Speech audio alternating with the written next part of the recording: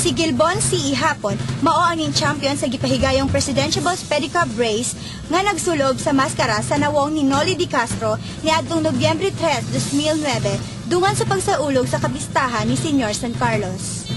Nakuha ni Ihapon ang 3,000 pesos isip premyo og tropiyo. Ang nakakuha sa ikaduhang luna mao si Charlito Bihimino ang nagsulob sa maskara sa nawong ni Noynoy Aquino. Iyang nakuha ang 2,000 pesos og tropeyo. Ang nakakuha sa ikatulong luna mao si Justin Caballero nga nagsulob sa maskara sa nawong ni Erap Estrada. Iyang nadawat ang 1,000 ka pesos og tropeyo. Nakadawat usab og 300 pesos bilang consolation prizes alang sa wala makadaog og si City Vice Mayor Gingo Valmayor Jr. maoy nangunay og tunol sa mga cash prizes ug mga tropeyo.